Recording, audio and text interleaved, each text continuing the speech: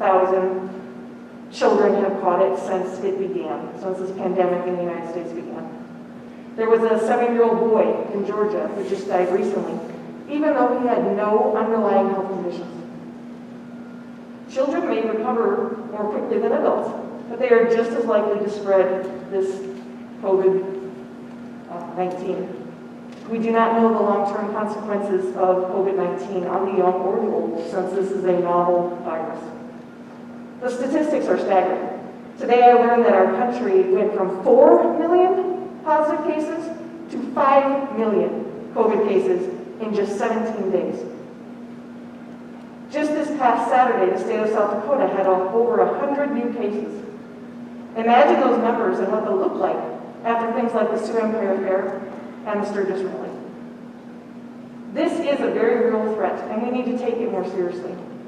We will never know if we overreacted and went too far, but it will be crystal clear if we underact and do not protect our kids. If we save just one life by wearing masks, it will be worth it. We need to trust the medical and scientific communities on this issue. This is not a popularity contest, because it's all of our obligation to keep our students safe. Thank you. Thank you, Robin.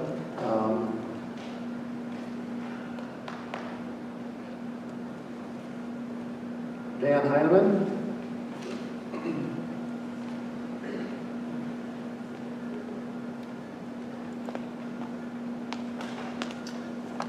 President, my name is Dan Heineman. I'm a family physician. I just recently retired from 16 years serving as a Vice President Medical Officer for the Sanford Health Network, where I had responsibility for 25 small hospitals in 3 states and their clinics, and spent the last 4 months working on COVID-related policies, procedures, and the way we interacted with our patients and our communities. Mr. President, Mr. Gerber, school board members, I'm here to speak in support of the recommendations forwarded to you by the committee you established. Perfect. But in policy development, you should never let perfect be the enemy of the good. This plan is and has been developed using scientific-based recommendations by the Centers for Disease Control, the American Academy of Pediatrics, the South Dakota Department of Health, and the South Dakota Department of Education. I'm not going to belabor some of the statistics that some of our previous speakers brought to your attention, but this plan does support the requirement for face coverings by student, faculty, and staff while in the building. Classrooms where proper physical distancing is not possible. Face coverings are controversial, I understand that. However, the science is very clear now, and it supports that they can and do reduce the spread of coronavirus. Part of the journey that we've gotten to this point over the last 4 months, just recently, as of yesterday, I read an article in the Journal of the American Medical Association that since March there have been 29,000 articles printed about coronavirus. Some of them had to do with hydroxychloroquine, remdesivir, a variety of things. And this has been unique in the medical literature and in medical science in that we have been somewhat learning on the fly. Many of the things that we initially thought in March were going to be very helpful and preventative of this infection, as we progressed through the treatment of these patients, we found that initially in March, there was a lot of recommendations of face masks and face coverings were not going to be very effective because this was an aerosol, not a droplet. We now know that the majority of the transmission is related to droplet, not aerosol. So face coverings can reduce the risk of spread of coronavirus in our schools, and in fact are the simplest and most cost-effective method to reduce spread and transmission. Face coverings, along with good hand hygiene And as a previous speaker did point out, many people are very lousy mask wearers. But it is not the actual physical contact with your skin that transmits the virus, but it is contact then with your mucosal membranes, your eyes, your nose, and your mouth. Hence the reasons not to touch your face, and or the mask at least keeps you from touching those surfaces. The virus does seem to interact with young people differently. They do not seem to have the severity of illness if infected by SARS-CoV-2 virus, coronavirus. On my way into this meeting this evening, I had on the phone my friend who is a pediatric intensivist. PEDS cases have skyrocketed in this country in the last 30 days, and the number of deaths have also skyrocketed. Children who are at most risk are those who are obese. Look around our classroom. In closing, how can our community support this plan and give our students the best chance to remain in school and remain in school in person? Keep your children home if they're sick. Continually practice good hand cleaning, hygiene, and technique. Do not congregate closely in groups. Physical distance. Stay separated even in public, but more importantly, wear a face covering when indoors and at times when you cannot be separated. Our community needs to partner with our school in showing and setting a good example by wearing masks in public. I thank you for the opportunity to speak, and I thank you for the opportunity to have been involved in the development of this policy. Thank you, Dan. Last, we have Ainsley Houck.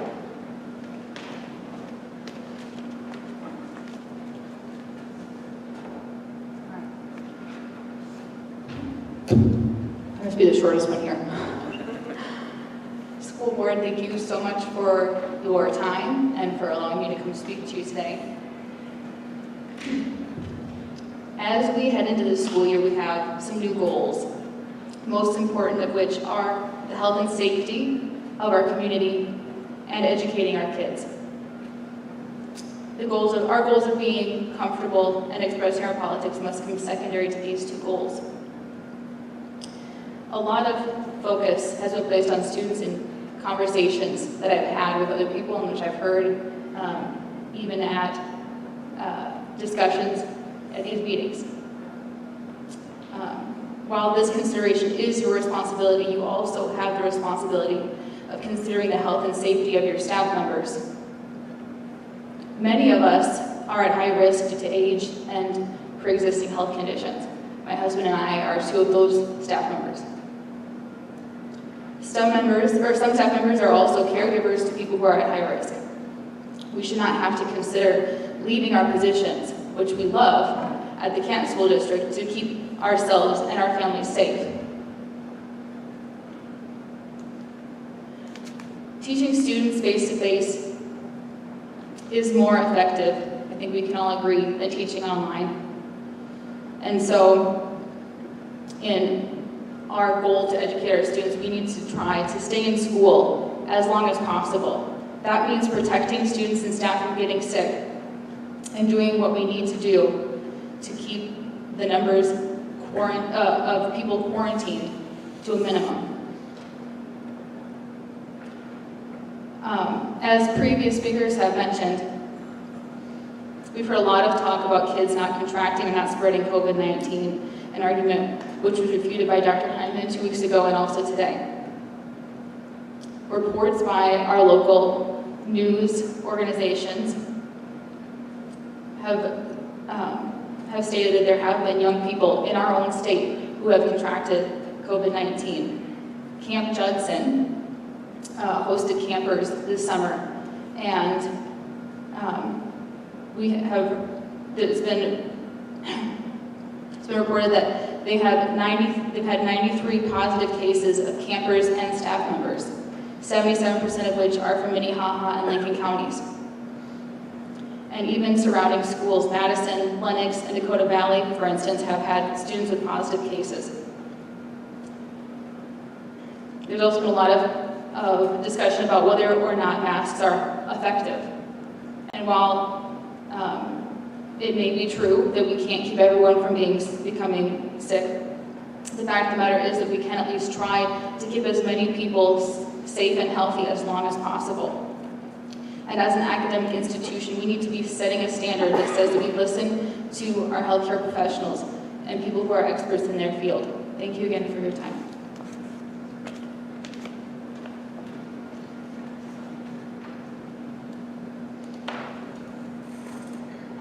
Thank you. I think a couple people came in. I don't know if anybody else would like to speak. If not, we'll kind of move on. Brad? Jen?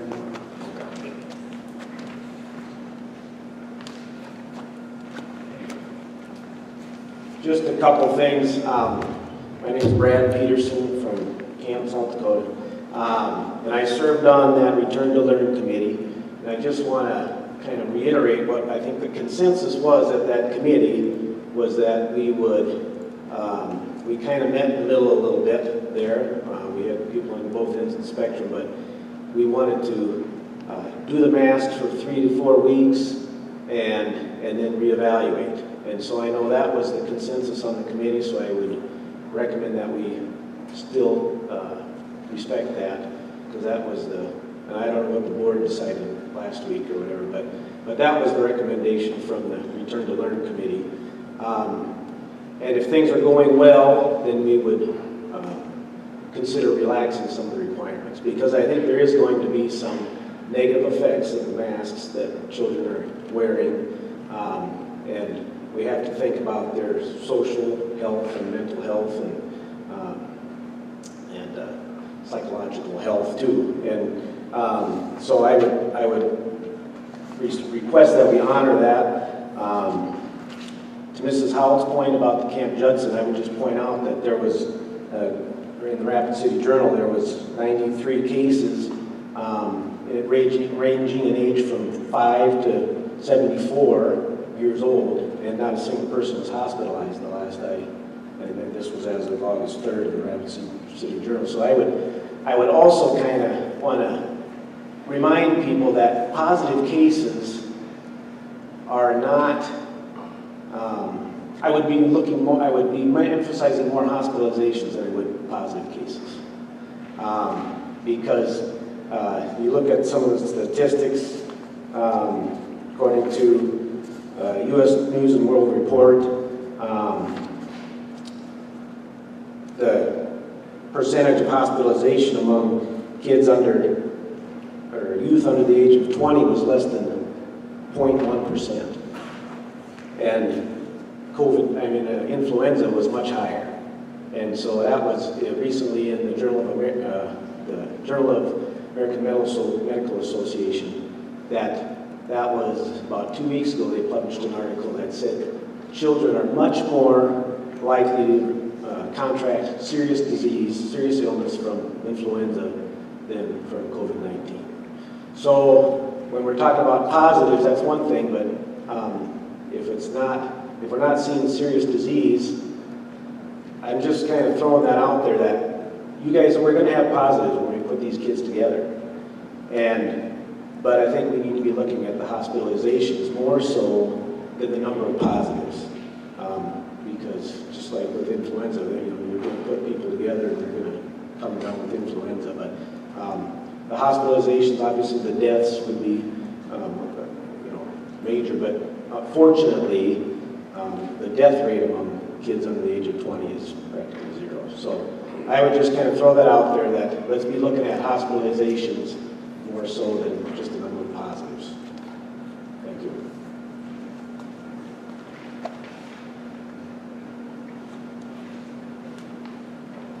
Great.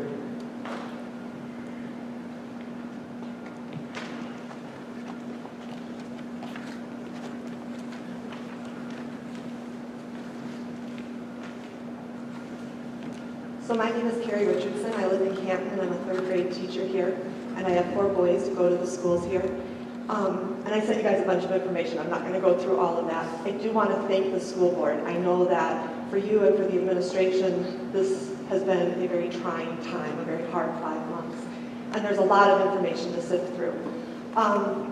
One of the things that I would like to point out, because the rates are lower among children and the severity is lower among children, that hasn't been our main concern with children. I'm worried about my kids because even though the rates are low, I don't want to lose any of them.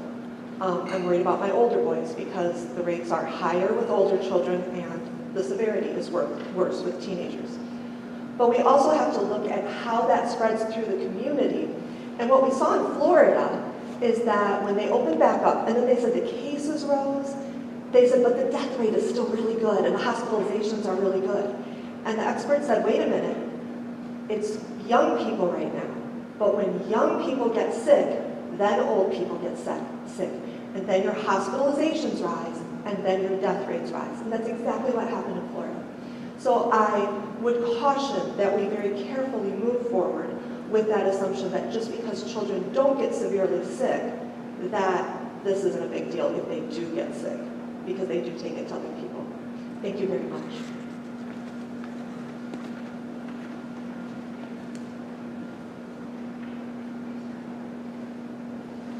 I didn't fill out a form, but can I talk?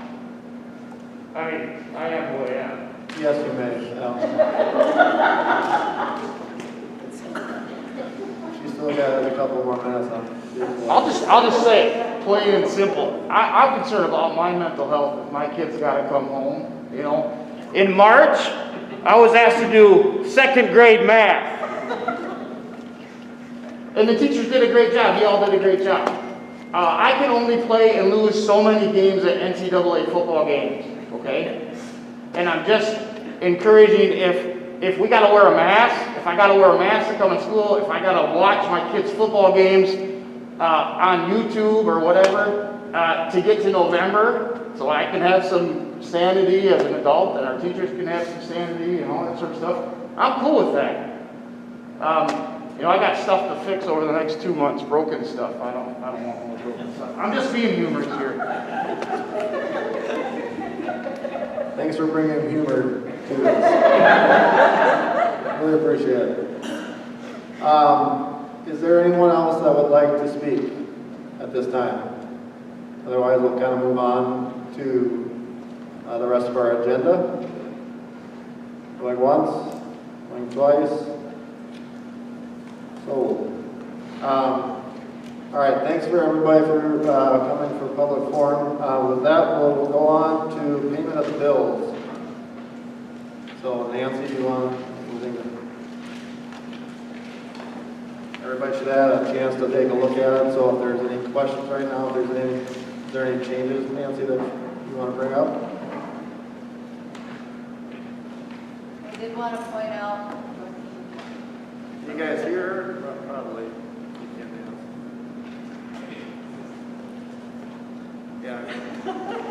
Yeah. You have to use the microphone.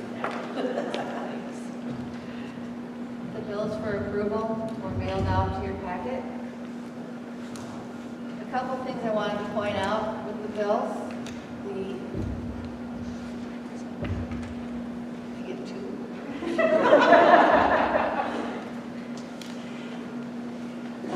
A couple of bills I wanted to pass out to you. Gee, that's much better. Thanks, Ken. The Dissinger Reed Catastrophic Insurance. This is for the middle school. The high school kids and athletes are covered through the South Dakota High School Activities Association. So this is catastrophic for the middle school.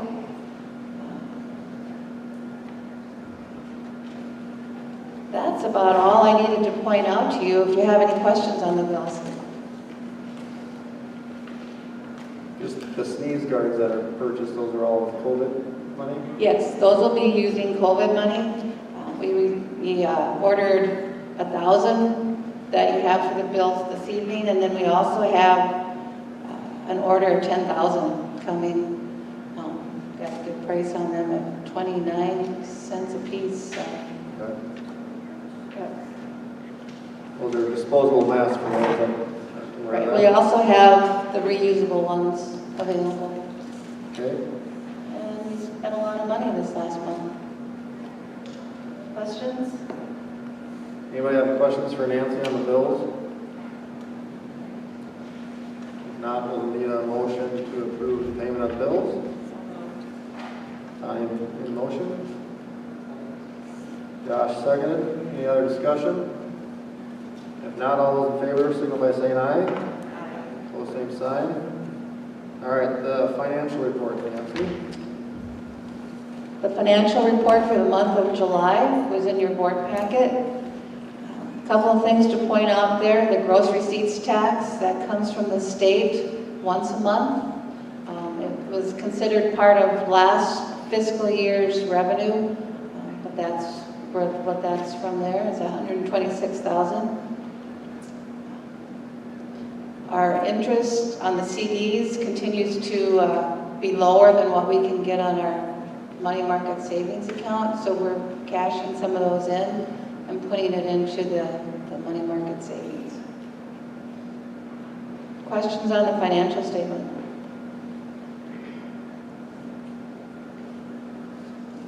Hearing no questions, can we get a motion to pass July's financial statement? Jen made the motion. Crystal seconded. Any other discussion? If not, all those in favor signal by saying aye. Opposed, same sign. Carried. All right, administrators' reports. Nancy, you want to start? Since you have the mic already. I know, I'm not going to give this up right away. I really don't have anything more to add for my report this evening. I'm going to get rid of this. Do we want the principals to do theirs or not? The principals had their report in your packet. I don't know if you have any questions for the principals. You can certainly ask them at this time if you have some questions that you would like answered. I think it's pretty straightforward, their reports, kind of starting up the year kind of stuff as you can see. And I do not have a report other than what's on the agenda. Russ or Gabe, is there anything you want highlighted on them for the public, or?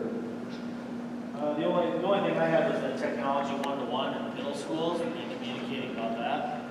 Okay, so I'll just read it here. So Russ's report, we will be going one-to-one with all students in grades 6 through 12 this year.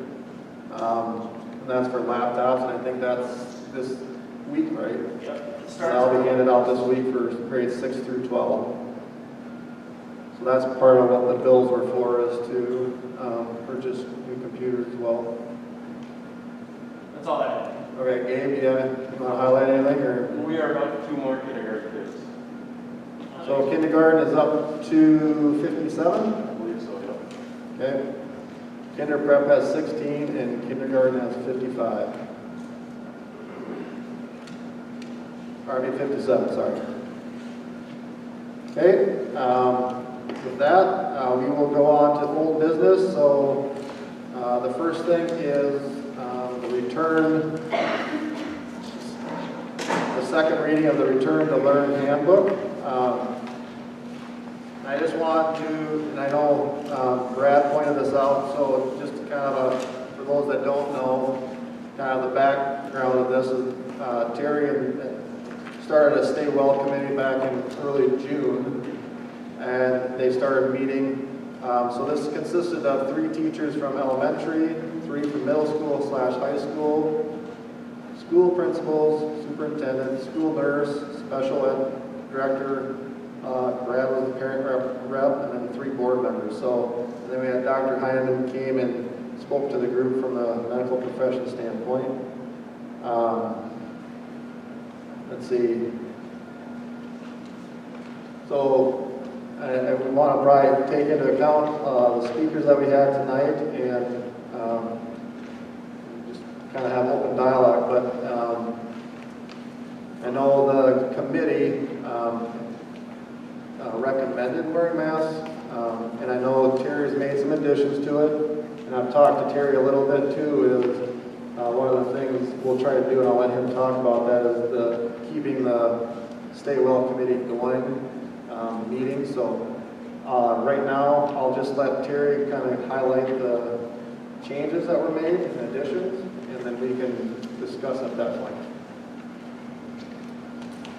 Thank you.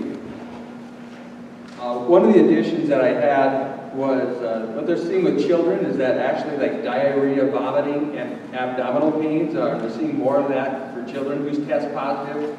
So I did add that to the home health screening on page 2. It's highlighted there. So that is a condition that they asked that we add to the home health screening. You know, with the biggest one being a fever. One thing they told us is that it's imperative that your community buys into this, that they do their best to screen the kids before they get here. And I'll say this now, kind of a public service announcement. You know, in the past, we're from the Midwest. We come to school when we're sick. We send our kids to school when we're sick. And that's going to work against us this year. It really, truly is. And what I will warn people is you will want to catch your kids' fever before they get to school. Because if they come to school with a fever, they're automatically going to be out for 72 hours. So I want to urge you. I know you're going to have to take one for the team some days. I had a daughter that struggled with ear infections and constantly ran a fever. But there will be times that you'll just have to keep them home for one day. Hopefully the fever breaks. It was nothing. Maybe it was an ear infection. Maybe it was just under the weather or whatever. Maybe you caught it during the weekend. But staying home with them one day is better than having to stay home with them 3 days. But let's make sure that they are feeling well, fever-free, before you send them to school. Student illnesses during the school day, page 3, there were no changes to that. The return to school criteria, we did delete something off of there at the last board meeting in the first reading. Obviously that wouldn't still be on there because we crossed that out. On-campus instruction, nothing really changed there. We still have green phase, which is normal with all the hygiene increases. The yellow caution phase, where we break into pods, keep students like in smaller pods or keep them isolated into sections. And then our third, our red, is when we actually have to go on campus, and we certainly want to avoid the red. You know, I think as Dr. Peterson said, we're going to have positive cases. There's no denying that. We're going to have positive cases this year. Our goal will be to try and stay in school, as I know Mrs. Ventura said, that students learn best when they have the certified professional in front of them. We want to stay here if at all possible. Now, I do not have, and the governor actually encouraged us not to have a set deadline that this is the indicator that's going to kick us to yellow, this is the indicator that's going to kick us to red. We go online. She encouraged us to work with our local health officials, even your local Start Well committee, and make those decisions as it comes. So I think that will be important. Virtual learning, you'll see I did add a little bit there because I was getting questions about the virtual learning. You know, all the virtual learning courses are asynchronous. Now, asynchronous is a fancy word for you can do it on your own. You know, synchronous learning is when you're watching a live stream, the teacher is teaching you. The virtual learning option that we're providing is asynchronous. You know, you'll have to set your own schedule. You pick out what time you're going to work on the stuff. There is teachers that can answer questions via email, but you won't watch a live stream of a teacher teaching. It won't be that. You will have to have a mentor. The parent will have to have a mentor, an e-mentor that basically works with their student. We're providing the curriculum. It's set. We're actually hiring the Black Hills Online Learning for grades K through 5. We worked with them. You should know them. We worked with them since the 2013 school year. We started working with Black Hills Online for homeschool students. For students in 6 through 12, we're using Edgenuity. And again, that's very self-paced, where you read it, you answer questions, and do assessments to make sure you're ready for the test, and then you have to pass the test with a certain percent in order to move forward through the program. But it is asynchronous. Daily participation, engagement with the curriculum is expected. So I did add that so that people, like I said, I was getting questions on that. On page 7, critical infrastructure workers. You know, if we want to keep school open, the number one thing will be to keep teachers in school. That's what's going to close us down, I think, before sick students. There'll be sick, quarantine teachers. And what the CDC does allow, or what they advise, is that you identify employees who are critical, that you have them there. And if they are at exposure, they can still continue to teach, provided they don't have a temperature, they're asymptomatic, they're wearing a mask, and there's some things they have to do. These individuals will be allowed to immediately return to work following a potential exposure, provided they keep a temperature log twice a day, remain asymptomatic for the entire 14-day period, and continue to wear a mask at all times to protect themselves and the community. And that was basically wording I took out of the CDC recommendation. To me, that was a critical point of why I went to the mask camp, is because if my teacher is in a mask, that's going to allow them to stay employed or stay on campus. They don't have to go back home. They don't have to be quarantined for 14 days if they're wearing a mask. And I think that's going to be critical that we designate them as such. And I would designate our secretaries and our administrators as critical infrastructure workers. Any questions on the critical infrastructure? Face mask, I was getting questions obviously about what is an approvable and acceptable face mask. I've added the line that those neck gaiters, bandanas, I know that was talked about last time, other breathable cloth masks are acceptable. So, basically as long as it covers the nose and the mouth and it's, I would say, school appropriate, meets the dress code criteria. We don't want people showing up with Marlboro masks or whatever, or Bud Light masks or whatever. As long as it's appropriate and meets the dress code and it covers and it's cloth or disposable mask, whatever, those would be acceptable. I also added how to clean your mask. This was taken right out of the CDC. They do have recommendations about washing machine, or if you want to do it by hand, and also how to dry your mask. So that was added. Had a few questions on that. And that is all that I added to the handbook since last first reading. Yeah, and that's a good point. One thing I do plan to do is, I probably should have warned the Startwell Committee. You're not off the hook just yet. I want to continue to meet with the Startwell Committee, get feedback from them, ask them how is it going. I suspect that every board meeting this year, under old business, you will see the item Return to Learn plan. I can't see that this school board is not going to discuss this agenda item every meeting this year. Maybe, I hope we don't have to. That would be wonderful and prayers answered if we don't. But I would see that we would continue to meet periodically as a group. Keep me informed as well. How's it going in the classroom, what's working, what isn't working.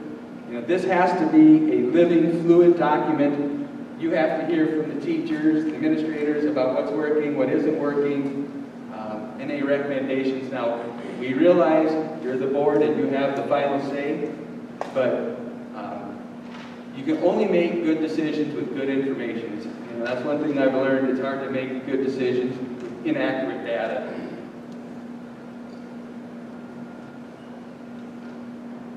What questions do you have for me?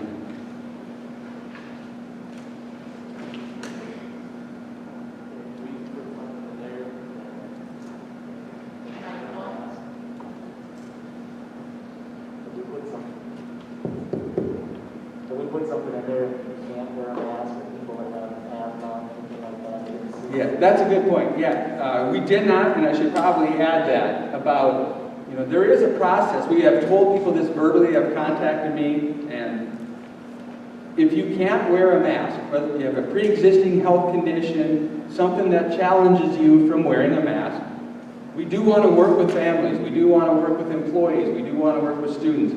You know, we would ask that you would go get a note from your doctor and have them come back with some sort of recommendation as to, you know, this is what they have, here's some recommendations so that we can make some reasonable accommodations here at school for those individuals that do suffer.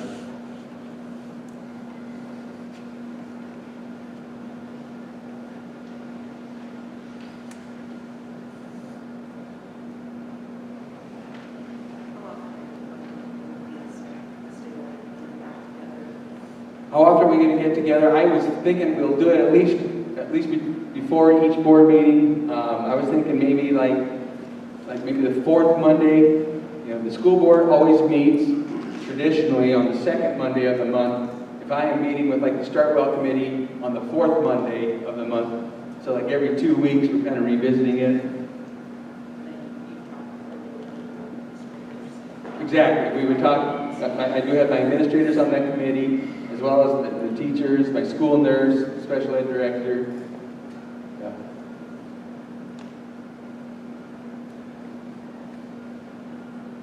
Well, we're not debating.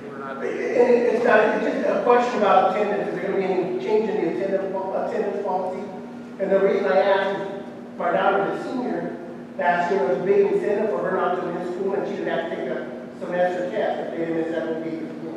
Are you guys taking that into consideration so the kids are honest with the parents on whether or not they're feeling good or not? There has been a question about the attendance policy, and Russ, did you want to get on the microphone? We took that part out because of that. You know, we understood I met with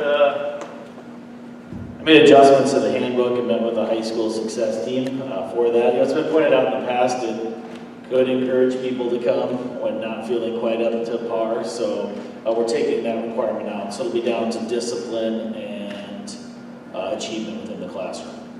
So, yep. I just have a question. I was just wondering, so are we taking temps at the school, right? So my other question with that is, so the kids are outside at recess, come in and they have a temp. Is that gonna send them home come wintertime? There's a question, oh, that's hot mic. There's a question here about temperatures. We do have the temperature sensor units as you enter through the buildings. So when they come in the morning, you know, as the plan says, is if they do test hot, we are going to have them sit down, maybe cool down, maybe they ran to school, there might be something that caused that student to be hot.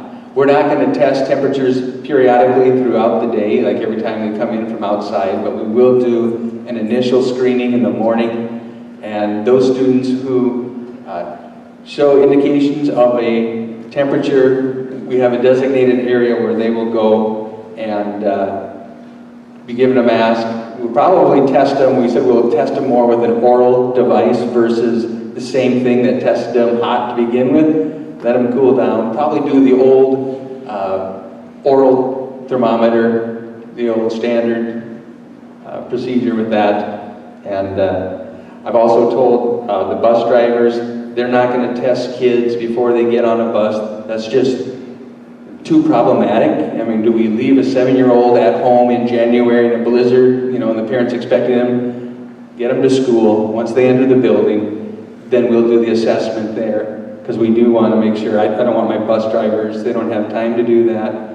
And I'm certainly not going to leave a young kid stranded out in the country. We'll get them here. If they have a fever, they're in a safe place until they can be picked up. Will you guys be hiring another school nurse? We have not hired another school nurse.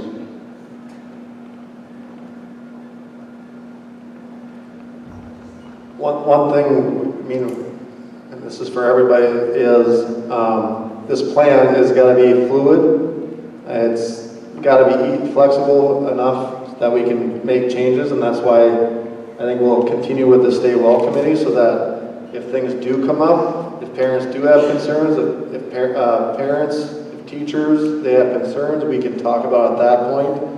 And I think we need to make sure, no matter what's decided upon, is that we're all in this together, and we need to make sure that we have open communication and that concerns are brought forward. So if there are concerns, we need to make sure we're all on board with those and taking those into account. So, does anybody else, I mean, if you want to go around, if anybody has anything to say, so that we can kind of move forward with making a decision on this. So with that, Robin, do you have anything that you want to say? Todd? One of the concerns I have with the plan, as it is wrote now, is we have 3 levels. One, the third level is not in the building, but of the 2 levels we have, it's mass for everybody all the time, all day, with the exception of recess and lunch. So if we start seeing research in schools that aren't requiring masks, that we're not seeing an influx of cases, which this board has talked about, we could roll that back. We don't have that in this plan. I think it would be much more thorough to create a 4th level, maybe a blue plan, or whatever you want to call it. Because right now, I know we want this to be fluid, and I understand the need for that, but it's going to take 2 meetings to change anything on here, because it's policy once we pass it tonight. So we can't change it quickly. We can't move it forward or backward, whatever we need to do quickly. And so I think that's something that's missing. It's also, I mean, there's a lot of community members that are for masks, and there's a lot of community members that are against masks. And we all saw the emails and the comments over the last week or 2 weeks. A lot of them have come in on both sides of the issue, which we knew they would. And I think one of the concerns too, and people that are against the mask look at this, it just says we'll look at it in September. And we've said, yeah, we're definitely going to, but there's nothing in the plan that says anything about we might go to no mask this school year. There's no policy for that. And that concerns me given, I mean, a lot of people have touted research and numbers, and so if we really start looking at the numbers, so a lot of European countries went back to school last spring. And so there's no good data in the US yet because everybody's going to go back to school or just starting. So we have to look at the data we do have. In Sweden and Finland, a government study showed the infection rate of 1 to 19-year-olds at 0.05%. And both, and this is a statement, both showing no increased risk in transmission for teachers. In France, when they went back to school, high school masks masks required for high school students, not for, it said young students. It didn't, the government research did not have an age. But then there was a study by the Institut Pasteur of students aged 6 to 11, and their official statement was there was no evidence of onward transmission from students in the school setting. Now that's of kids 6 to 11, so that's our younger kids.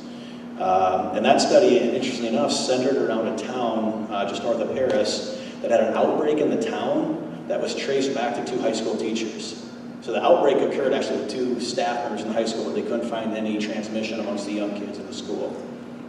In Germany, masks in the hallways, but not when seated. And the government study there found an infection rate of 0.09% in students. In Iceland, Not to interrupt you, Todd, but I think we talked about all the statistics.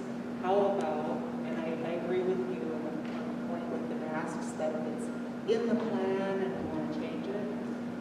But if we pull that mask portion out, and we talk about flexibility, because masks aren't the whole thing.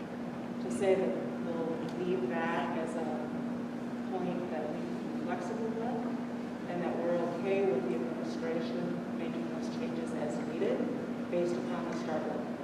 So we take that point and make it very plain in here because it is covered in all 3. If that's the main point of contention, that would be not. yeah, I mean, I think that is a big point of contention for people if there's, when they read this, there's no. Because you're right when it comes to the policy portion. If it's in the policy, it's hard to say. It would take 2 meetings to change policy. But yet, we do know, I mean, we've had special meetings, and we know we probably will have to keep having special meetings. So if we were thinking of taking the mask out, we could definitely have a special meeting. And But what she's saying is take that completely I'm not out saying of. take it out and start.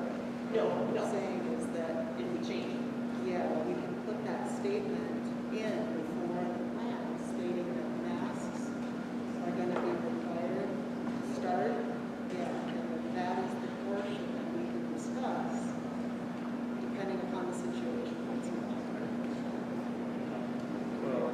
Yeah. So I want to continue just with my notes here. So obviously we've seen a lot of studies out there, especially in the young kids. South Dakota chapter of the American Association of Pediatricians is only recommending masks in middle school and high school students when social distancing is not possible. So some people want to just say, oh, see, they're recommending masks. Not all day, every day, all the time. Well, within that article, there's a PDF that says if elementary cannot social distance, they recommend it as well. So you gotta look within inside that letter, that was from them, So, and our governor's not recommending masks all day, every day either. So, I mean, we have to consider, we're gonna have elementary kids that are gonna be in mask for 12 hours. Or 11 out of 12 hours. I think it's gonna be a significant challenge for these kids and a significant detriment to their learning. Those are my concerns, those are my comments. Thanks, Todd. It's not going to be easy. It's not going to be easy for the teachers. Nobody said it's going to be. But I think that for the teachers, for them to feel safe knowing that these kids who could be carriers, it's that one more thing that will keep them safe, knowing they're going home to their families. And if that's what we need to do, then that's what we need to do. Because we've got to protect our educators.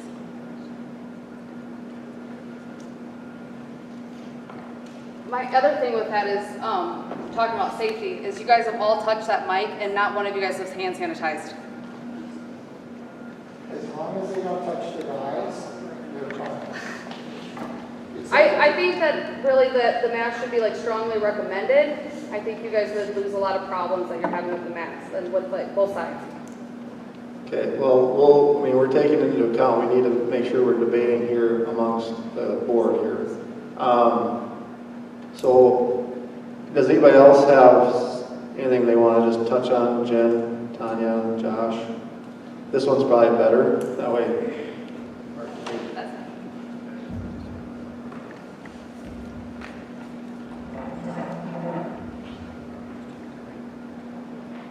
What I wanted to point out for our policy, and I know the Department of Health is very clear when you talk to them about the quarantine for the 14 days of close contact for kids, and then going back to this critical infrastructure workers.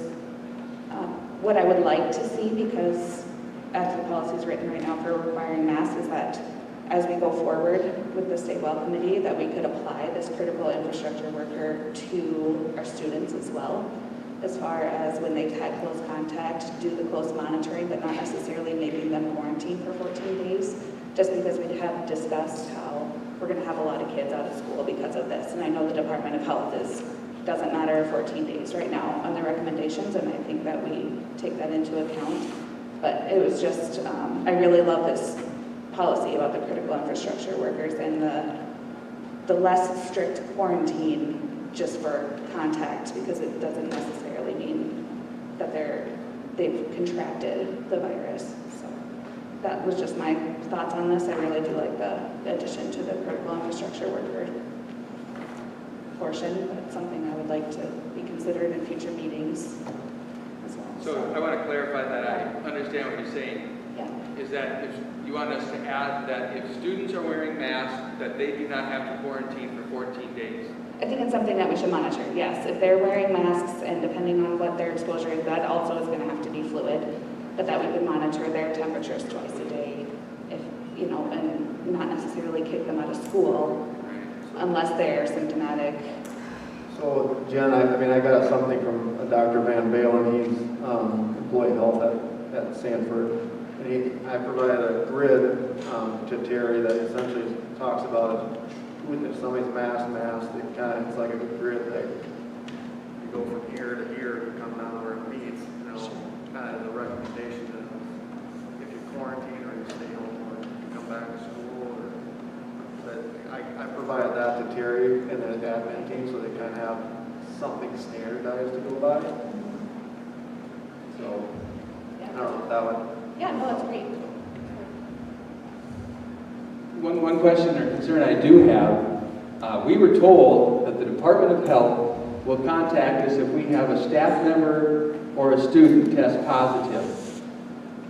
We haven't really heard anything about contact tracing, exposure. I don't suspect the Department of Health will ever give me a call to tell me a student had exposure. I could be wrong on that, but I haven't heard that, and I highly doubt that I will get a call about. So that will be a trust issue, or that the family will have to let us know. I do like your plan about if student is wearing a mask, then they should be considered, like a critical infrastructure worker. If they're wearing a mask, then they should be. What's that? And asymptomatic, that they would not have to quarantine for 14 days, is what you're saying. Okay. Is the school required to say if a teacher or staff member has had exposure? What's that? Is the school district required to say if a teacher or staff member has had exposure through a mass text or email? We would be required, I think, just like anybody, I think we'd be required to report that to the state. Is that, You have to report to the parents, to the other kids in the class, to the other kids they might see. Talk about the communication piece. Like if Terry ended up with it, does he have to let the whole school board know, like, hey, I've been exposed? or from HIPAA standpoint, we wouldn't say, I know I read the Fargo plan, and one of the things in there is they would notify the people in that class. So like as an elementary school, what they did was they would notify the other parents in that class that a student was positive. They won't obviously say the name, and they are recommending to be tested is what their plan says. It's either that or, but going back to the masks, if like at Sanford, so for instance, for employees, if Jen and I are both masked and she has COVID, I would not be exposed because I'm wearing a mask. Whereas if I wasn't wearing a mask and she had it, and even if she was wearing a mask, I would still be exposed. So therefore, we would look at the quarantine rules, and I would probably have to be quarantined for 14 days, or until I got tested and it was negative, or if it was positive, obviously quarantine. I think that's why we're looking at masks, because your exposure level, if everybody's wearing a mask, is less. So we're doing this, we're looking at the mask portion of it to mitigate the risk so that we can stay back in school as long as we possibly can. My sister lives in Atlanta. They started school, and a week later, they completely shut down. Omaha just identified that they're going to all online for the first semester. Fargo is doing a hybrid of online and in person.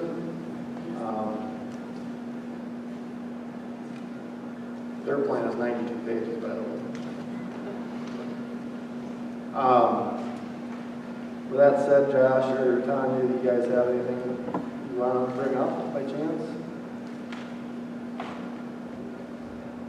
I think I just want to talk again. I appreciate everybody's input on the Start Well Committee, everybody on the school board.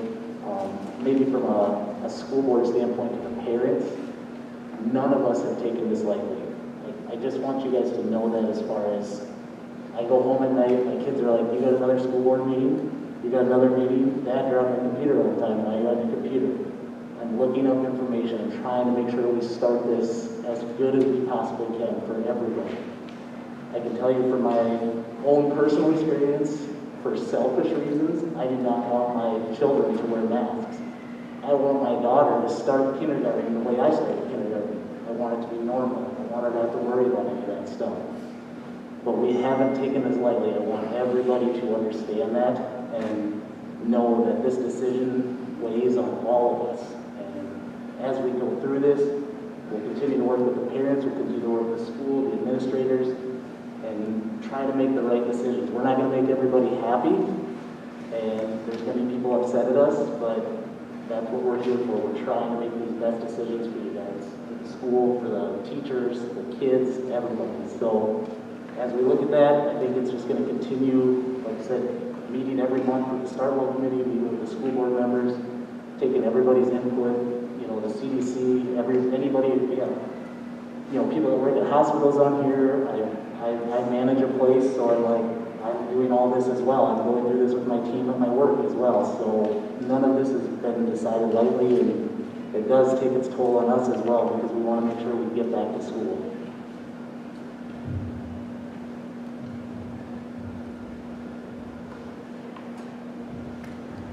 So there was mention of the masking portion of it, and I just want to make sure I understand. Is that to take that whole thing out, Crystal, is what you're talking about? Or? What I was thinking, I was just jotting some stuff down, but we've got on page 5, it says on-campus instructional plan. If we put a statement right underneath that, because it's not only masks, it's other mitigation techniques that the CDC is recommending. And all I'm saying is in the spirit of the policy, we want to make sure that we're writing in there that we can keep mitigation efforts fluid as CDC and medical recommendations change. So if we took, I think it's the 6th bullet on the green plan, because I don't see that in the rest of them, and pull that up to the top, and just say that this practice applies to all plans and can be amended by administration based upon CDC and other health recommendations as changes come forward. That way, we could easily make those changes, still abide by the rules and the laws that we have to follow, but it gives us some flexibility. And we still start being very proactive with the masks. I hope you have that written down.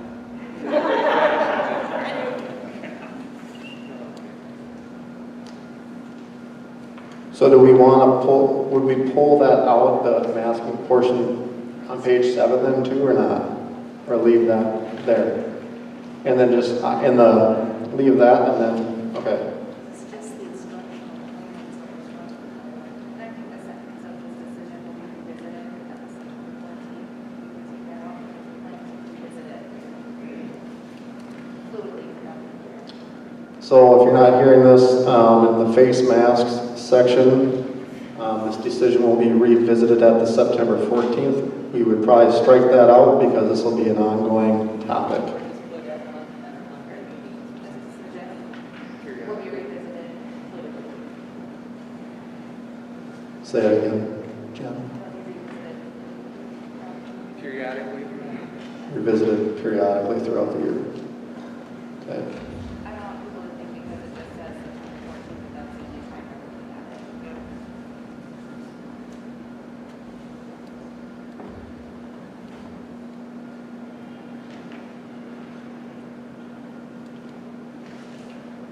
Okay, so we'll get that wording on the on-campus instructional plan, a bullet point at the front, up on top, so we can make this flexible so that when we come to, like the Stay Well Committee, we would be able to work with administration, the teachers, and everybody involved to make fluid changes if necessary for mitigation, okay?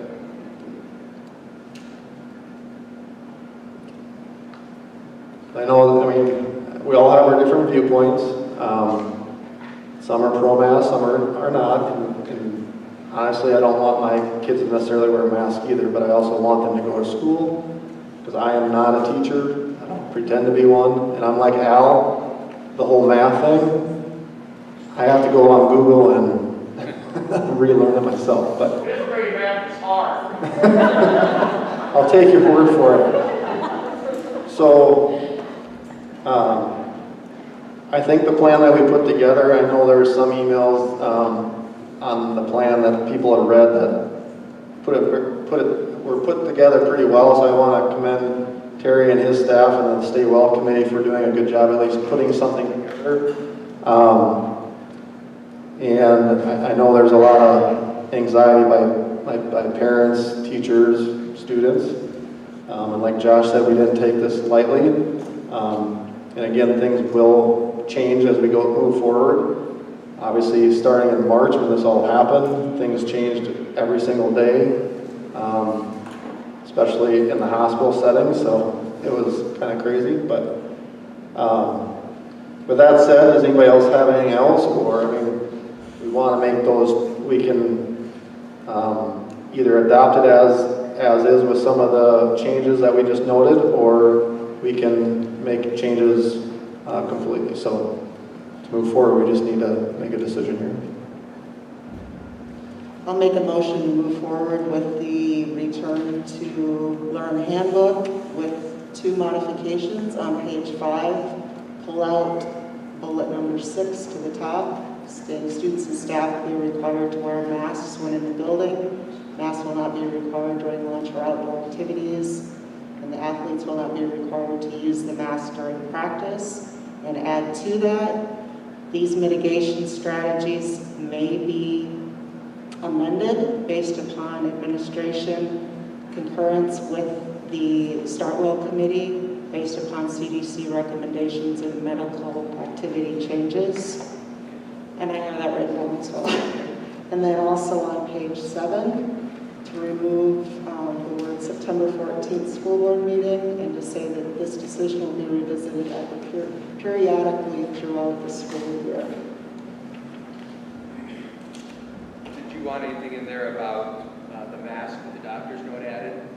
Yeah, let's get that as well. And then also add at some point in here, probably under face masks, that any circumstances that would prohibit a child, whether it be medical or social, whatever, with the IEPs or et cetera, that they work with administration for special accommodations. We add staff over that? Add staff. And So- staff, sorry. Okay. Students or faculty. So I'm not going to repeat that motion because there's a few changes in there. So we have a motion and Jen just seconded it. So before we move on, is there anything else anybody else would like to add? Hearing none, we'll take a vote then on those changes. All those in favor, signal by saying aye. Aye. Opposed? So we have 6 for and 1 against. Motion carried. All right, moving on to our next agenda item is the drug testing program. We're tabling that for tonight.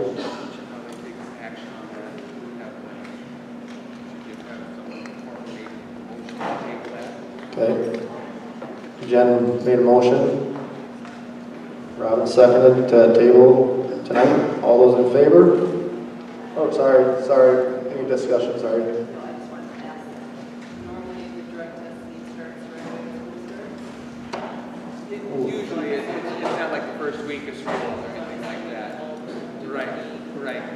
We'll follow the same routine we The did. current policy is in place until it is altered, is really the way it is. The current policy is in place until it is changed.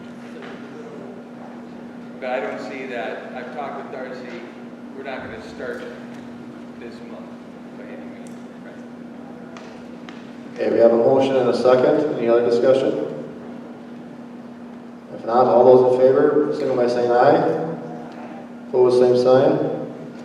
All right, land transfer, do you want to just discuss that, or do you want to? Yeah. Okay.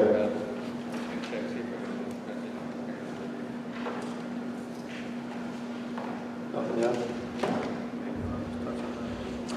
Last month, we had a petition presented to us about transferring land between Harrisburg and Canton School District. That is the result, indirectly, of Harrisburg passing a rule that students there are no longer allowing open enrollment. So there is a family I know that wants to have their student attend Harrisburg, but the land or the house they built the land they built their house on actually resides in the Canton School District. So what they want to do is they do have farmland in both districts. They want to transfer part of their land from Harrisburg into Canton, and also vice versa. They want to transfer some of the farmland in Canton they have to Harrisburg. Last month when they presented that, the numbers were pretty lopsided. The Canton School District was taking quite a loss on the assessed value of the land that was being proposed taken out. I told her that when I met with the parents, I told them that, or the property owner I should say, said there's really nothing, no meat on the bone for my board to really consider that, because they're going to not only lose a student, losing students plus their valuation, they're losing property value. So I know that the landowner, if you look in your packet, there is an amended certificate of assessed valuation in there. What they are saying now is that the assessed value of the property to be moved from Canton into Harrisburg, the value will be $378,000. They are moving to 80 sections. I think it's 160 acres, or I should say 80 acres. They're moving 2 sections of 80 acres each from Harrisburg into Canton.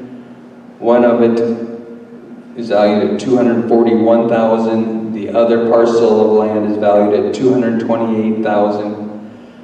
That gives the Canton School District about $91,000 more. The land coming in would be valued about $91,000 more. It does not address your concern that you brought up last time about housing eligibilities. And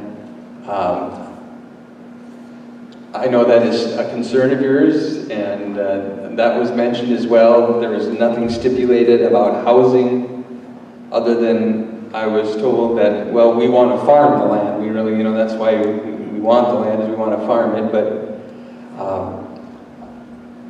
I believe the Harrisburg School District has this on their agenda. I was told that they would have that on their agenda tonight. Long story short, my recommendation to you is to table this item until we see what Harrisburg does, and you still may want to consider negotiating some kind of housing eligibility on that land coming into Canton.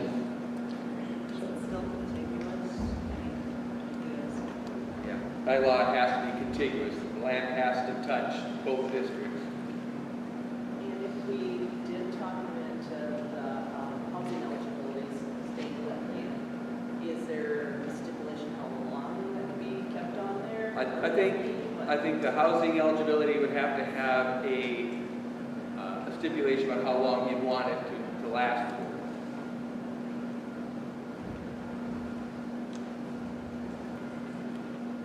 Yeah, the board still has the right to say, no, we don't want it. Right. And that's something else our attorney said, is you can deny this request really without even giving a reason. Should we table it until we hear what Harrisburg has to say and then look into it a little bit further? Anybody else have an opinion? Okay, we have a motion. And a second. Any other discussion? Hearing none. All those in favor, signal by saying aye. Opposed, same sign. All right, moving on to new business, retirements. So Nick Johnson, High School Social Studies, has gave it his resignation. And with that, there's liquidated damages per the policy.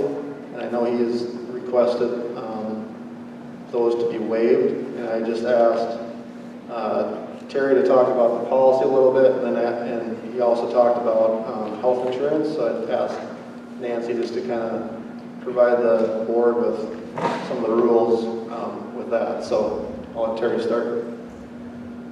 Okay. On the back of his letter that you have a copy of. I actually have a copy of the employment found on page 9 of our negotiated agreement. Item number 3 underneath employment says, any teacher under contract to the Canton School District who desires to be released from the contract shall submit a written request for release to the superintendent of schools specifying the grounds upon which the release is sought. Then it goes on to talk about the liquidated damages, how much the liquidated damages are, and you can see his letter is dated July 30th, and that was the day he submitted it to me. So he would be in the $1,500 category. We do have a clause in there that says liquidated damages will not be assessed if the result is due to a transfer of a spouse, and we've had employees whose spouse have been transferred, if they're usually more in the corporate world, and they get transferred. I guess that's what IBM stands for, by the way, is I've been moved. Happens a lot with them. If there's a serious illness in the family, maybe they have to resign their contract or position, or a doctor's recommendation that they're telling them, which could be a situation with COVID this year, by the way. Those are the reasons we currently have. His letter does not specify any of those reasons. It is due to basically a desire to be with the grandchildren and their son, which is very understandable.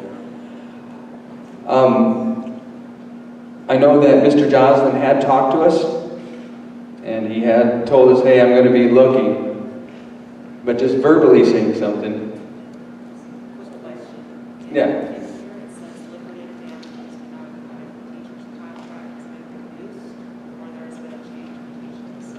Right, it does say if the teacher's contract has been reduced or there's been a change in a teaching assignment. I would suspect that means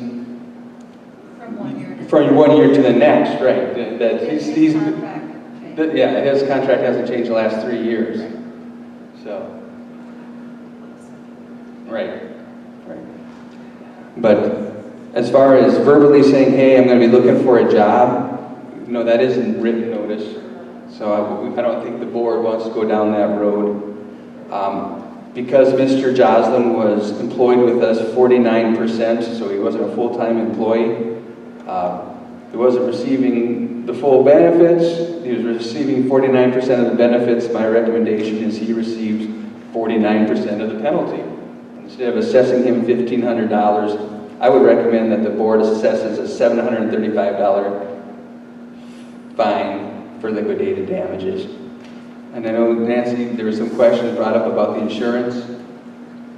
Yeah, that just was brought to my attention this morning that he was questioning that, but insurance is paid a month ahead.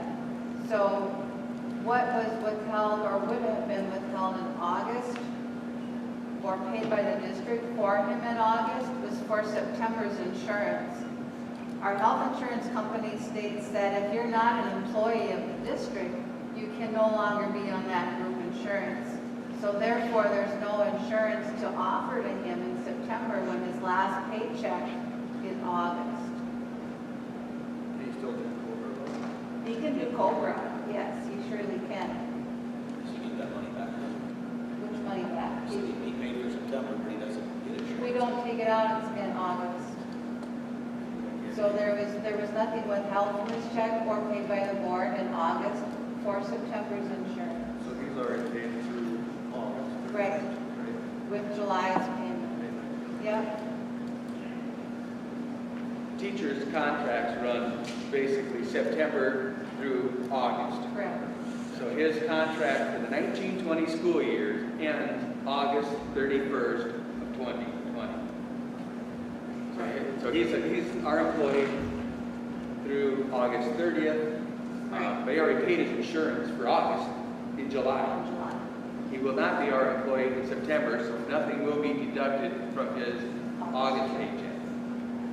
Does that make sense? And his last check is his last employment, so if he's not eligible to stay on the group unless he does the COBRA option.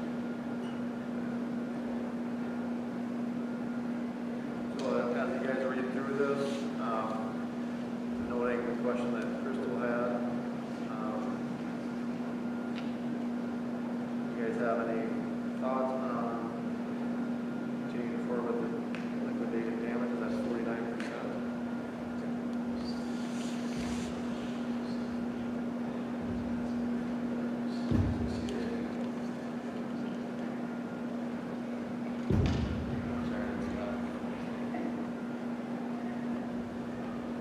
Anybody have anything they'd like to bring up on that, or would you take the recommendation?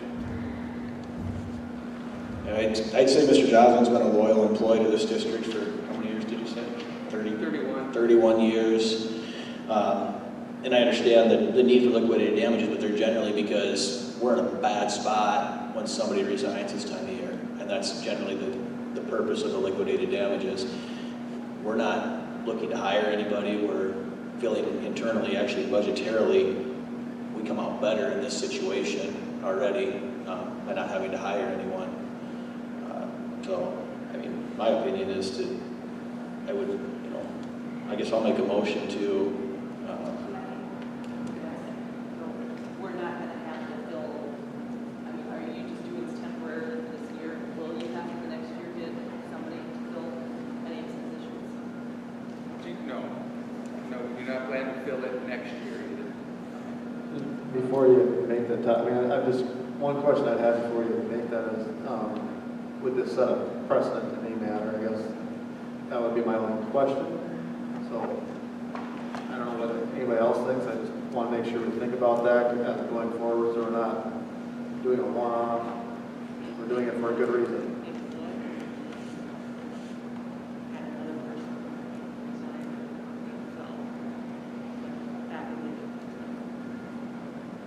But I want to point out too, to keep in mind that we have staff members that haven't taught these classes for years, and now they're scrambling today to find out the material that they need and to start preparing their lesson and curriculum. So granted, I don't have to go out and advertise for new staff, but I got staff that are new to that curriculum. and Mr. Joslin is volunteering as much time as he can to help in that too, which he's not being paid for. It's just, he cares about the Canton district.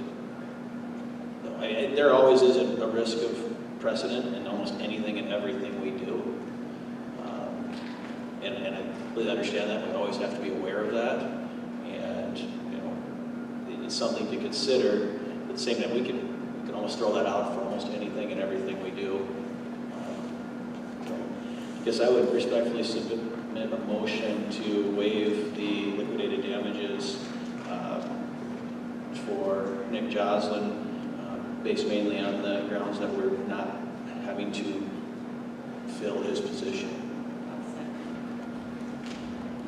We have a motion to forego the essentially liquidated damage of $735. Well, right now it's $1,500, so. Well, the recommendation, yeah. The policy that you have in place Sorry. right now Yep. is Okay. $1,500. So we have a motion and a second. Anybody else have anything? That's my only concern is the precedent. I guess this hasn't happened since I've been on the board, so I guess I don't know of any other time. You've been on probably the longest. I mean, we've had people where we've had to take Okay. this exact situation, no. Where that I remember that we actually, was covering, I mean, some people are covering, it's not high. That's why I asked, I thought, well, if it's something where we have to do the following year, pick up some, another teacher, that would be different. And this is just something we're absorb, right? Okay, maybe a few years ago, have done for transfer. I feel like we forgave somebody's liquidated damages for something. Yeah, there was, It's a different situation, but we have forgiven Yeah, or waived. their spouse was transferred as a bank deal. Okay, so we do have a motion and a second to forego the liquidated damages for the policy based on we're not replacing Nick Joslin. So is there any other discussion on that? Hearing none? This is part of the negotiated agreement, or you have to take that back to the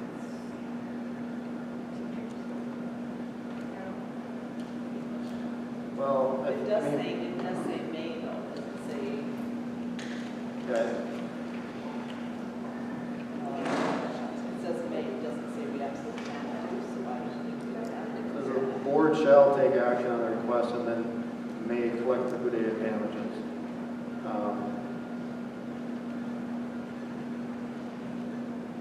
So, based on that, I think we have the ability to, even within the contract, that would be a negotiating language change if we wanted to make that change next year. It does go on to say the following schedules will be used. But I think there's some flexibility. I think this allows for some flexibility in that, and I think that's the intent, because situations are probably different in every case. Okay. A motion and a second. Any other discussion? Not, will all those in favor signal by saying aye. Opposed, same sign. Okay, motion carried on that. All right, fuel quotes. Nancy, did you get anything on that between this afternoon and tonight? I did. Okay, good. I have one fuel quote from Pump and Pack. It was the only one received, and it's the same as last year's, where it's 9 cents off at fuel pumped at the Pump and Pack pump, or 10-cent discount for that delivered to the, it's the other way around, 9 cents off as a diesel out at the tank, and 10 cents at the pump for gas purchase there. And that's a firm based on a fluctuating price.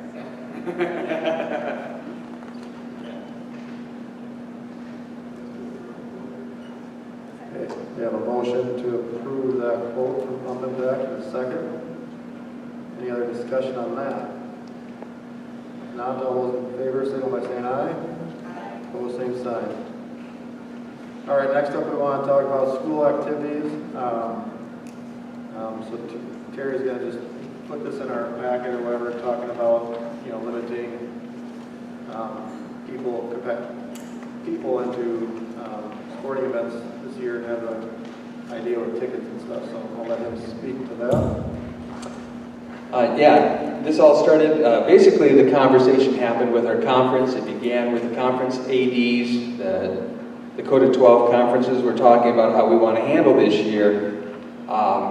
And what the conference is recommending, and we had actually ADs met first, and then later the principals and superintendents, and we did a joint Zoom meeting.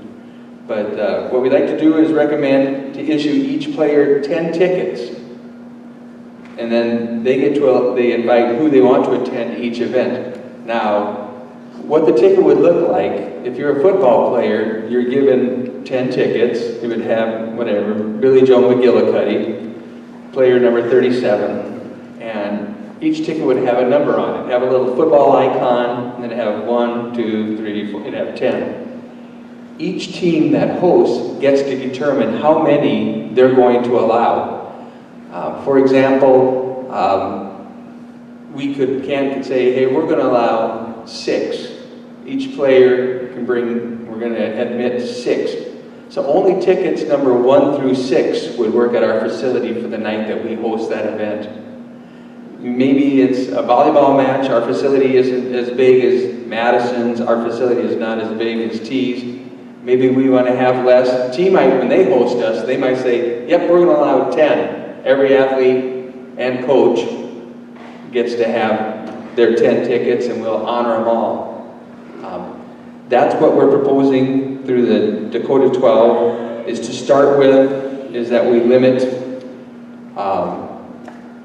entrance based on host facilities. The biggest controversial issue I would see on that would be, students who maybe want to attend but can't attend if they don't have another student, a player that invited them.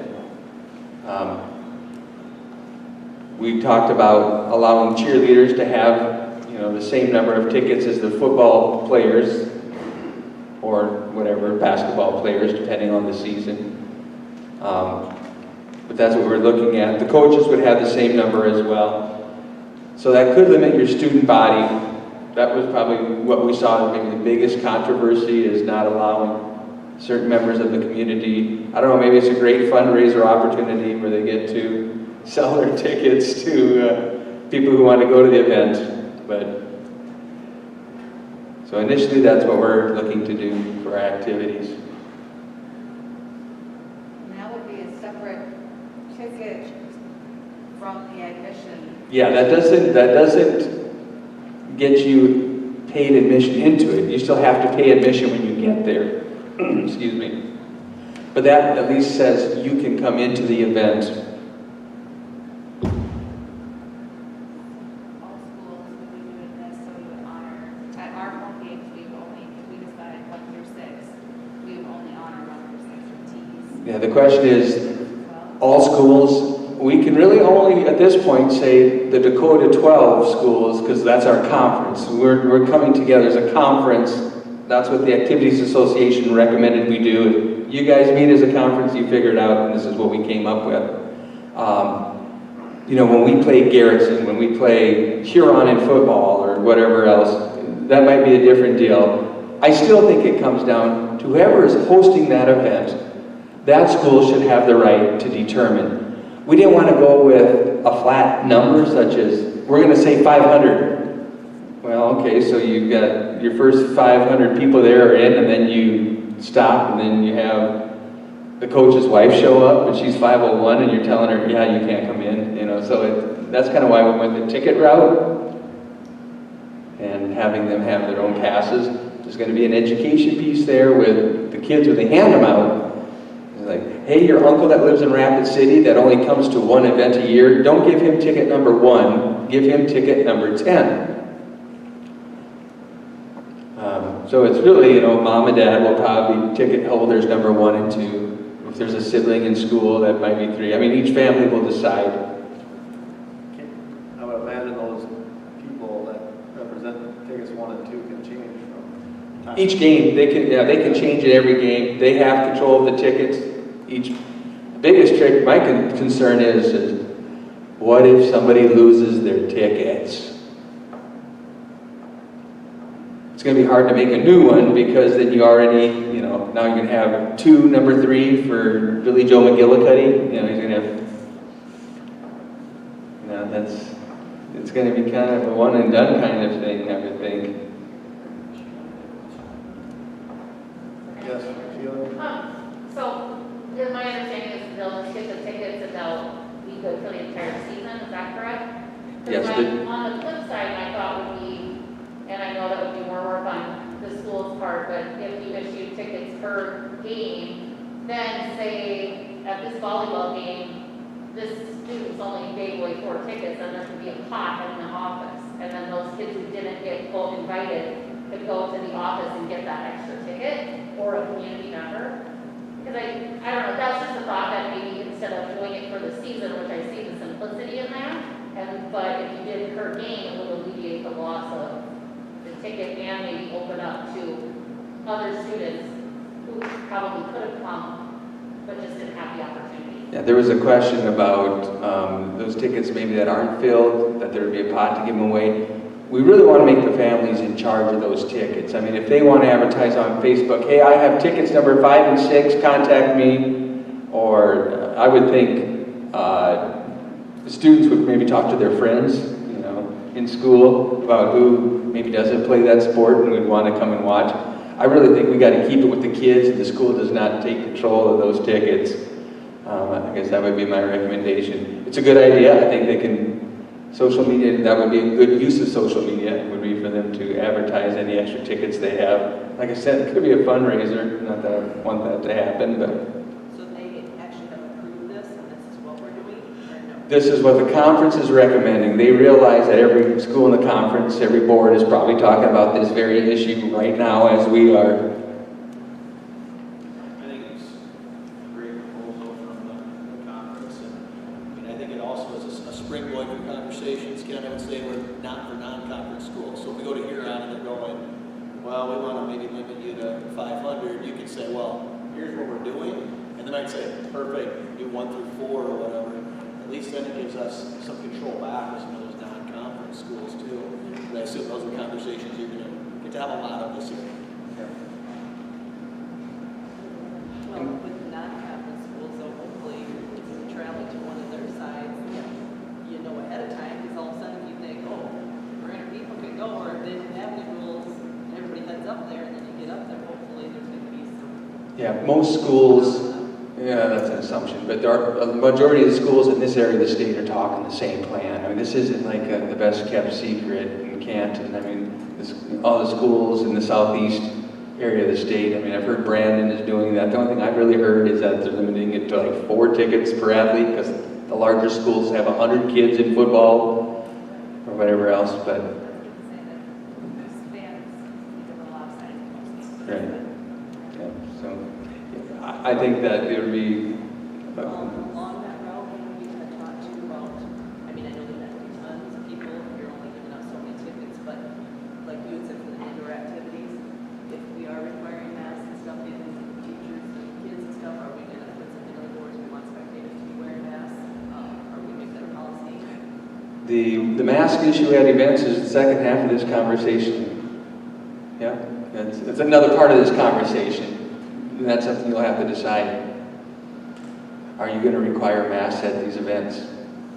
And does it matter if it's indoor versus outdoor? And do you want to be telling a person from Del Rapids that you don't know, hey, you can't wear a mask, or you can't come in, you don't have a mask? I mean, that's... I mean, it's getting pretty standard now, you don't have to go to Walmart. You know, I mean, I'm not saying that you police it so much where get out, you're leaving, you know, and stuff, but I mean, I guess I just think we're gonna take the requirements.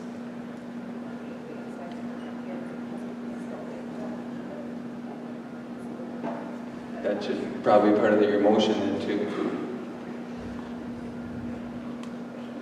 Outside also, we're not required to wear kids outside. Well, that's why I said I was talking about the inside. Yeah, inside indoor. I mean, hopefully with only that many tickets being passed out, that the outside activities people would still space out quite a bit, so like families and things like that, but.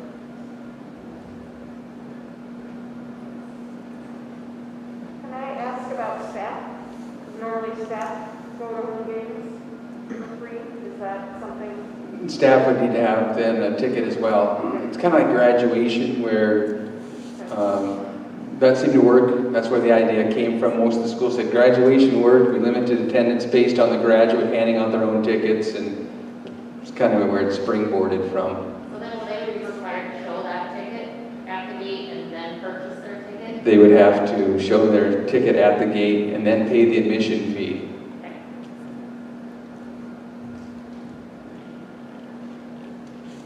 And is it per family or per player? Each player gets 10 tickets is the max we set, and then the host school determines if they're going to allow tickets 1 through 4 or 1 through 6 or 1 through 10. That'll be a host school decision. So if you have 2 volleyball players on the team, that's 20 tickets for that family. Yeah, there could be a freshman volleyball player and a senior varsity volleyball player, so each of them would then get 10 tickets each. And it's not junior high, right? Just high school? Sorry. We did talk, yeah, they did talk also, did they not, Mr. Knudsen, that they're going to do the same thing for... Yeah, that changed just today. Okay. The conference went towards, because we don't usually have a ticket taker for middle school. Oh, right. And I think that'd be a hardship for all of our schools. And so really what we landed on is we will not be distributing tickets for middle school. So this would only apply to high school athletics? High school rostered, yep. High school rostered athletics. Middle school, like outdoor football, is not going to be an issue. I think they can spread out. Volleyball indoors. Does that mean, Could what are be. you saying, that nobody comes for those games, or anybody can? There's no restriction. There are no restrictions, is what the conference is recommending for middle school. Up to the school. So we would have a say in that, as far as. Oh, I think you can have a say on middle school. I think you can. We're we're very lucky because we actually have two gyms next to each other where we could probably have one grade in one gym and the other grade in the other gym. For these schools that have one gym, and they're going to have all the 7th and 8th grade parents in one gym waiting after the 7th grade game for the 8th grade game, that could be a little bit tougher.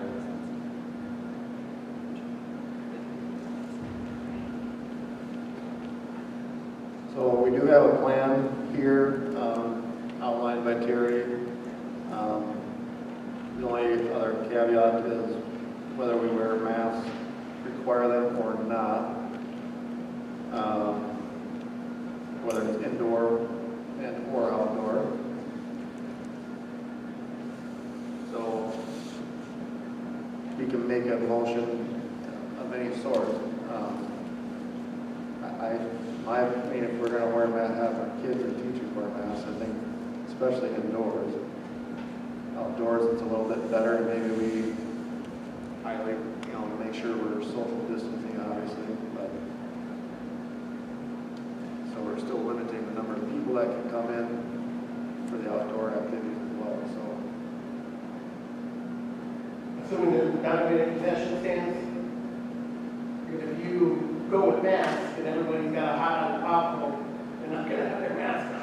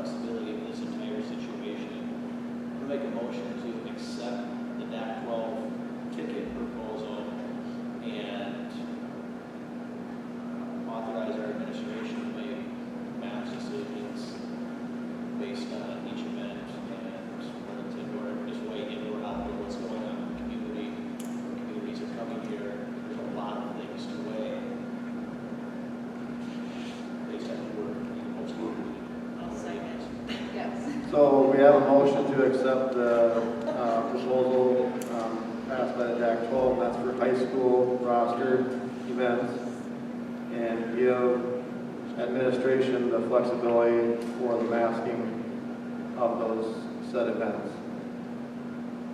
I have a second from Crystal. Is there any other discussion to be had? I think we can decide that middle school is kind of in that area where administration has flexibility to do that. Okay? What's that? Maybe not just asking, but detail. Yeah, they would have the ability to change that. So I got a motion and a second. All those in favor, signal by saying aye. Opposed, same sign. Carried. And then the next thing on the agenda. One more thing here. Sorry. The ticket gets to the dance. How much do we charge them, basically?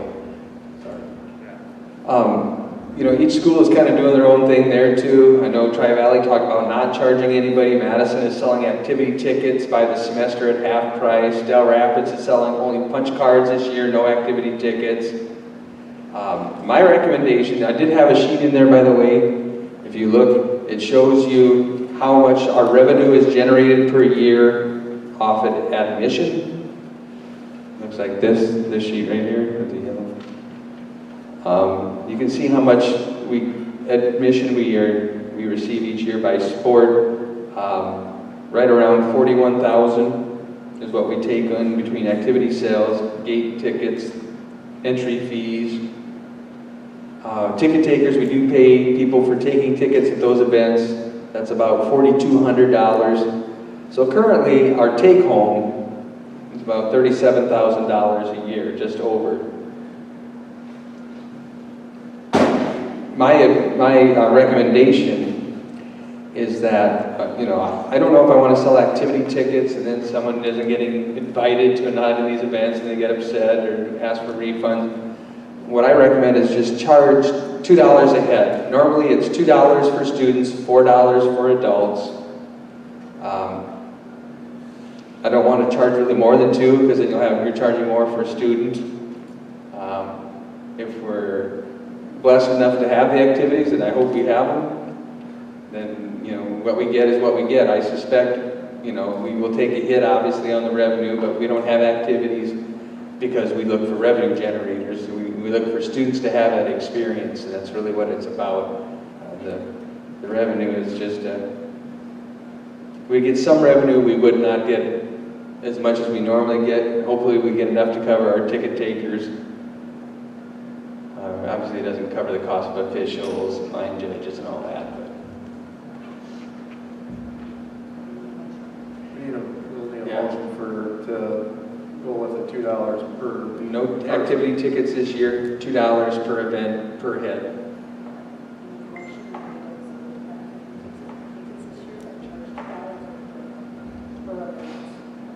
Okay, there's a motion to charge $2 at the door for every event and not sell the activity tickets for this upcoming. I would say that would not include the musical, the all-school play in the spring. We could set a different price at that time for the play. Oh, okay. So just talking the athletic events and not the all-school musical. Yeah. So $2 for that. Okay, so $2 for the athletic events for this upcoming 2021 season. And what's that? It's everybody. Yeah, per head. If they're invited, they did.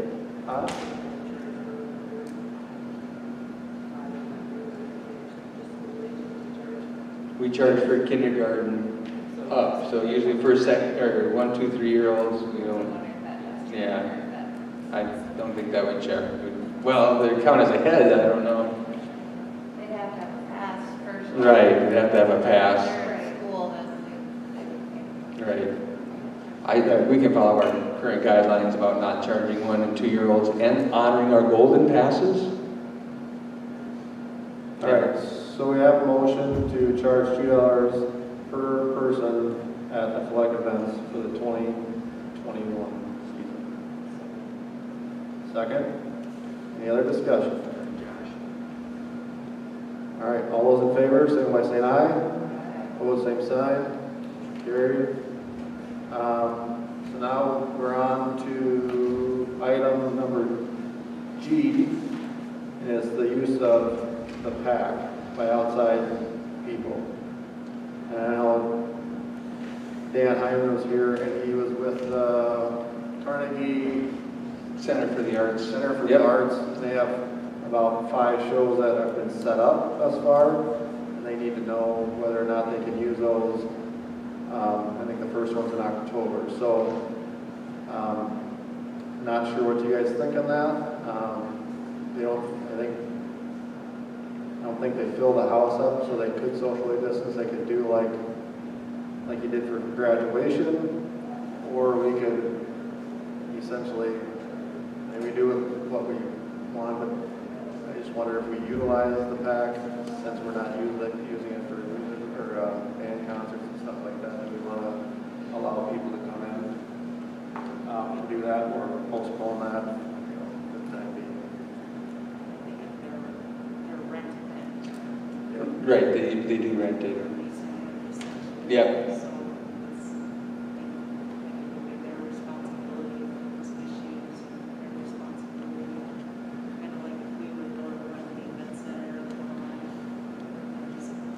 Okay. I would like to do it so that I think they just need an answer so they know which way to go. I'm not against doing it, but I want the board to know that I would be doing it, and I would probably write in the contract that the school district reserves the right to limit participation patron numbers in it, is what I would say, and then we'd set it an amount, so that, I mean, the pack holds 1,000 for graduation. We had around 300, not quite 300. That seemed about right, honestly.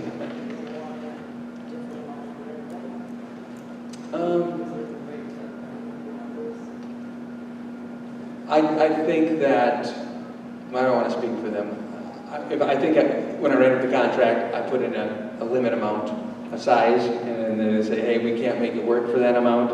I know that the Carnegie Arts did get some COVID money, so they did get some grants too. So part of that will be covered. Dan Hyman also said that if it was required to have masks, they would have masks available for those that do not have masks. So I'm guessing that's where that money came from, was COVID money to buy those. So I don't know if we stick in we reserve the right to require them to wear masks too.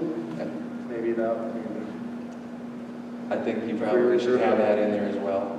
So at least it gives us the ability to mandate what they do and don't do.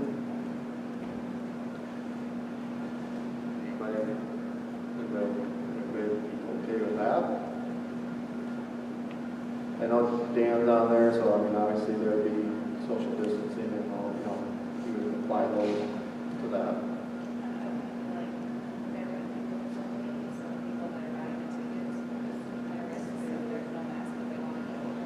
We do require them to have liability insurance for those. That is one of when you rent the pack, they do have to have liability insurance. I don't know why we would have to limit their stuff, is what I'm saying. I don't know why we would have to require masks if that's not what they want to do, because it's all volunteer. I'm not required to go to those Carnegie events, so if you don't want to go, then don't buy the ticket, and that's kind of on them, if they want to have it. I think we can still. I think if we insert ourselves into restrictions for them, we could be opening ourselves up to lawsuits they might receive too. Because what if we say 500 in the lawsuits that we should add to another 500 to us? We're already everything we're doing as a district is opening ourselves up. They want to run it, it's on them. They make their decisions. If we're in charge of the cleaning fee, we need to increase that since it would be more sanitation requirements required now. And I think that we need to, if there was an event in there, we need to keep that in mind for holding school events, making sure that we have enough time in between, but risk of exposure for our kids is our choice. But I don't think we need to control what they do in there.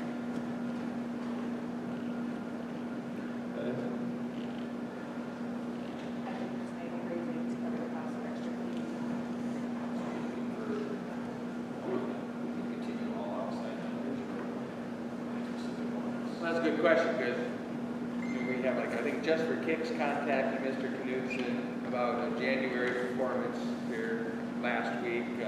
There's other outside events that want to rent our Performing Arts Center besides the Carnegie Center for the Arts.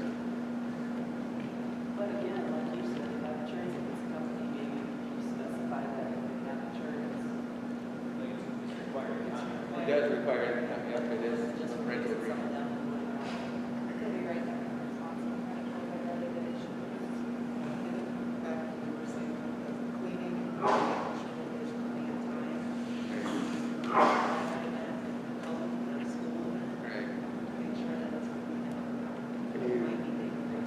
Can you add to the contract that if additional cleaning is needed, we can,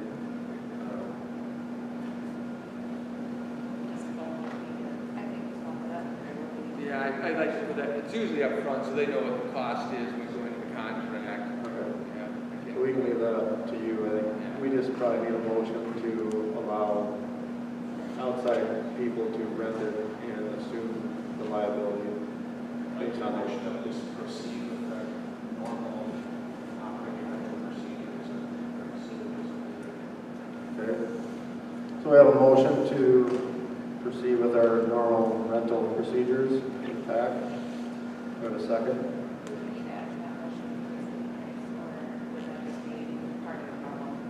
I think that would be administratively, wouldn't it? We don't have to approve the clean amount. I mean, I think that would be left up to administration, so. That's an operational thing.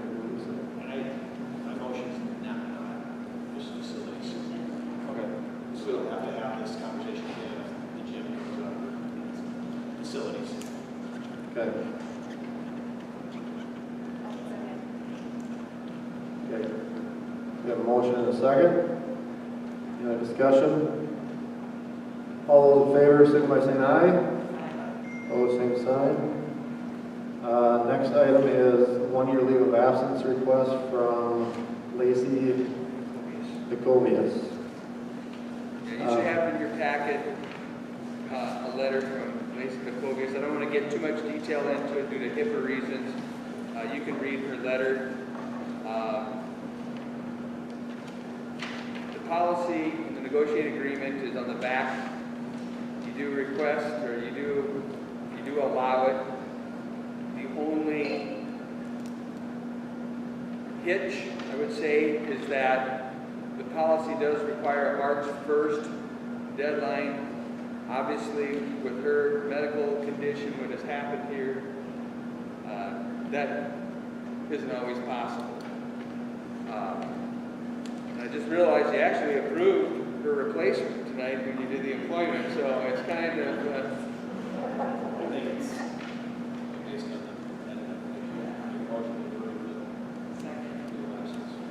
Alright. So we have a motion and a second to approve the leave of absence request for Lacey Jacobius. A second. Any other discussion? If not, all those in favor, signify by saying aye.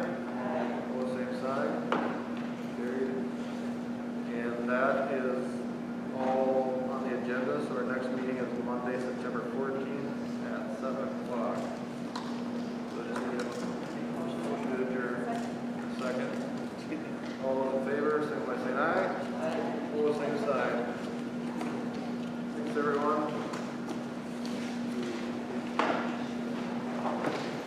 Yeah, I'll take it.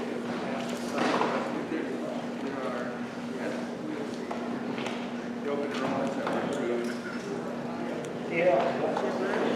Yeah.